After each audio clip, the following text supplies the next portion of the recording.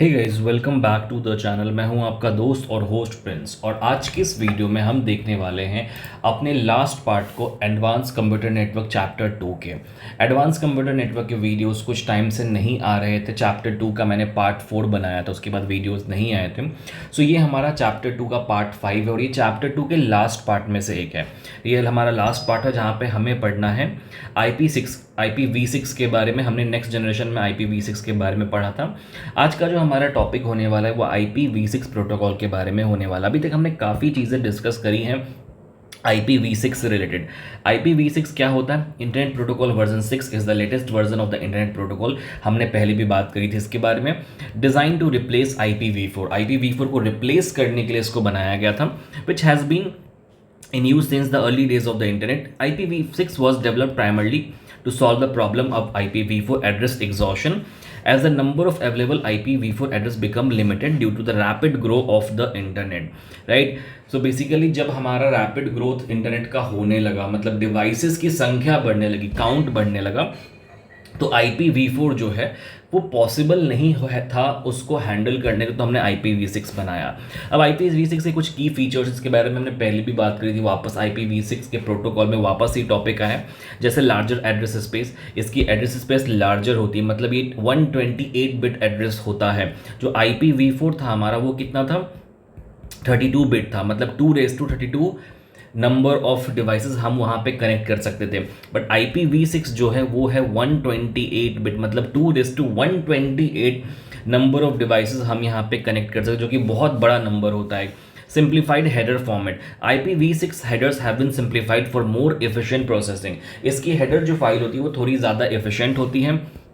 No need for network address translation, यहाँ पे हमें ट्रांसलेट करने की ज़रूरत नहीं होती। मैंने आपको लास्ट कुछ वीडियोस में बताया है कि नेटवर्क एड्रेस ट्रांसलेशन क्या होता है। अगर आपने पहले की वीडियोस नहीं देखे, प्लीज़ जाके वो सारे वीडियोस देखो, ताकि आपको वो सारी चीज़ अच्छी तरीके से क्लियर हो। इसके बाद बिल्ट इन सिक्योरिटी बेटर होती है। राउटिंग एफिशिएंसी होती है, मतलब क्या? बेसिकली जब हम डेटा को एक जगह से दूसरी जगह भेज रहे हैं तो उसकी राउटिंग सही तरीके से होती है। ऑटो कन्फिग्रेशन, और हम जैसे IPv4 से IPv6 में कई बार जाते हैं, DHCP कन्फिग्रेशन को यूज़ करते हैं, वहाँ पे ये ऑटो कन्फिगर अपने आप को खुद कर लेता है। तो ये सारे कुछ फीचर्स हैं। मैंने यहाँ पे 8 फीचर्स टोटल डाले हैं अपने नोट्स में, जो नोट्स ऑलरेडी हमारे ऐप पे अवेलेबल है, बहुत जल्द हमारी वेबसाइट पे भी आ जाएगा। इन सारी इन्फॉर्मेशन को सबसे पहले लेने के लिए आपको 2 चीज़ें करनी होती हैं। सबसे पहले चैनल को सब्सक्राइब करो, और दूसरा व्हाट्सएप ग्रुप को जरूर ज्वाइन करो थर्ड ईयर की, बिकॉज वहाँ पे ये सारी चीज़ें मैं शेयर करता हूँ। राइट, अब हम बात करते हैं IPv6 के डेटाग्राम फॉर्मेट के बारे में, कि IPv6 का डेटाग्राम फॉर्मेट कैसा होता है। ये क्वेश्चन बहुत इंपॉर्टेंट बनता है एग्जाम पॉइंट ऑफ व्यू से। अगर आप एग्जाम देंगे तो बहुत बहुत इंपॉर्टेंट क्वेश्चन है एग्जाम पॉइंट ऑफ व्यू से। राइट, तो ये आपको ध्यान से रखना है। IPv6 डेटाग्राम और packet format is a structured representation used for communication in the IPv6 protocol. IPv6 protocol में ये होता है। And IPv6 datagram consist of 2 main parts, the header and the payload. 2 main parts यहाँ पे होते हैं, एक होता है हेडर्स, एक होता है हमारा पेलोड। राइट, तो अब हेडर और पेलोड का मतलब क्या, स्ट्रक्चर हम सबसे पहले समझते हैं। यहाँ पे इसका डायग्राम कुछ इस तरीके का, जहाँ पे बेस हेडर आपको दिख रहा है, पेलोड दिख रहा है। ठीक है, अब इसके स्ट्रक्चर को थोड़ा बहुत समझ लेते हैं। The IPv6 header has a fixed size of 40 bytes, which is simpler and more streamlined than the variable size IPv4 header. Version 4 bits का specific the IP version which is always 6 for IPv6. Right, traffic class 8 bits होता है, similar to the type of service toss in IPv4। जो IPv4 में toss होता है same वैसा ही होता है। Flow label 20 bits use to identify and label packets that belong to the same flow of packets from the source और to the same destination.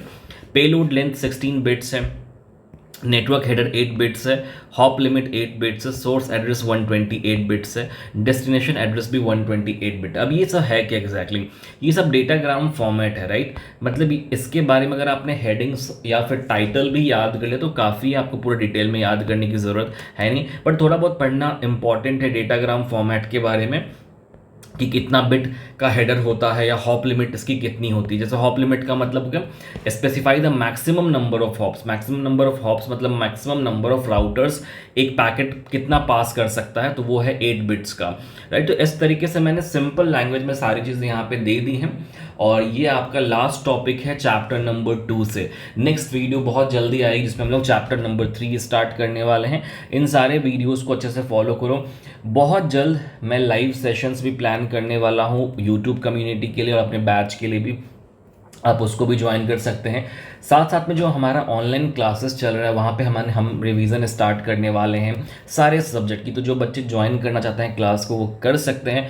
Description में लिंक मिल जाएगी आपको वीडियो की, जहाँ पे मैंने डिटेल में कोर्स के बारे में बताया है, और आप मुझसे डायरेक्टली कॉन्टैक्ट भी कर सकते हैं। ओके, इस वीडियो के लिए इतना ही, मिलते हैं हम लोग अपने नेक्स्ट वीडियो में। Thank you so much for watching this video. Have a good day.